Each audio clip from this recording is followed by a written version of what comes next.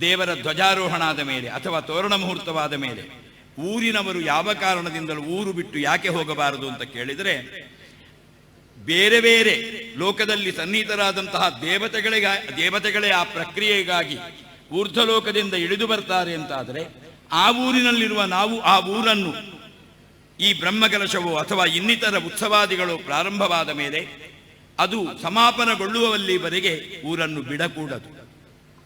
ಹಾಗಾಗಿ ನಮ್ಮ ಹಿರಿಯರದನ್ನು ಬಹಳ ನಿಯತ್ತಿನಿಂದ ಪಾಲಿಸಿಕೊಂಡು ಬಂದಿದ್ದರು. ಹೀಗೆ ತಂತ್ರಿಗಳು ತೋರಣ ಮುಹೂರ್ತದ ಮೂಲಕ ಬ್ರಹ್ಮಕಲಶೋತ್ಸವದಲ್ಲಿ ಬೇರೆ ಬೇರೆ ದೇವಾದಿದೇವತೆಗಳು ಭಾಗವಹಿಸುವಂತೆ ಅವರು ತೋರಣ ಮುಹೂರ್ತವನ್ನು ಮಾಡಿ ಆ ಚಿಹ್ನೆಯನ್ನು ಸರಿಯಾದ ರೀತಿಯಲ್ಲಿ ಆಕಾಶದಲ್ಲಿ ನಿರಂತರವಾದಂತಹ ಗಮನವನ್ನು ಹೊಂದಿದಂತಹ ದೇವತೆಗಳು ಆ ಲೋಕದಿಂದ ಇಳಿದು ಈ ಬ್ರಹ್ಮಕಲಶದಲ್ಲಿ ಭಾಗವಹಿಸುವುದಕ್ಕೆ ಬರ್ತಾರೆ. ನಮ್ಮ ಕಣ್ಣಿಗೆ ಕಾಣುವುದಿಲ್ಲ ಅನ್ನೋದರಿಂದ ಅವರು ಬರುವುದಿಲ್ಲ ಅಂತ ಹೇಳುವುದಕ್ಕೆ ಯಾರಿಗೂ ಧೈರ್ಯ ಇಲ್ಲ.